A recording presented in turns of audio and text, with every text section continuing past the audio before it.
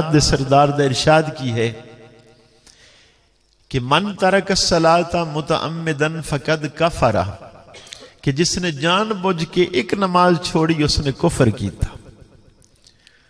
نبی کریم صلی اللہ علیہ وآلہ وسلم نے ارشاد فرمایا کہ اذان دی آواز سنے اور جماعت نال نماز نہ پڑھے، گھر پڑھ لوے۔ تو آپ نے ارشاد فرمایا میرا دل کردا ہے کہ میں چند نوجوان اکٹھے کراں اور انہوں نے آکھیا جا لکڑی اکٹھیاں کرو، اگ جلا دیتی جائے اور او لوگ جڑے گھراں چ نماز پڑھدے ہیں انہاں دے گھراں نو جلا دیتا جائے۔ اور اگے ارشاد فرمایا میں انہاں گھراں نو اگ لا بھی دیندا اگر گھراں دے اندر بچے اور عورتاں نہ ہوندیاں، چونکہ عورتاں لئی بھی مسجد جانا ضروری نہیں ہے اور بچیاں لئی بھی ضروری نہیں ہے۔ تو فرمایا اگر اے لوگ گھراں چ نہ ہوندے تو میں کی ہا انہاں گھراں نو اگ لا دیندا۔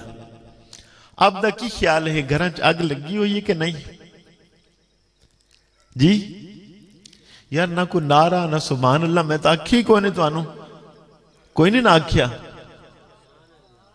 بھئی سبحان اللہ، نہیں اتنی گل تک کرو گھراں چ اگ لگی ہوئی کہ نہیں؟ او اگ کی لگی ہوئی ہے کہ والد ہے اور اولاد دا آکھا نہیں مندی، بندہ بیٹھا ہے اس دی بیوی اس دا حکم نہیں مندی، بہنا بھائیاں دا منہ کسے دا کسے پاسے، بھائی دا کسے دا کسے پاسے لگا ہویا ہے، اسے نو اگ لگون آکھیا جاندا ہے۔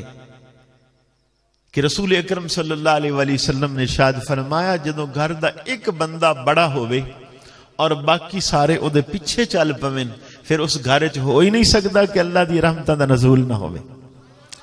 کہ ایک نو بڑا بنا لیا جائے اور باقی سارے گھر دے معاملات دے اندر اس دی تابعداری کیتی کرے۔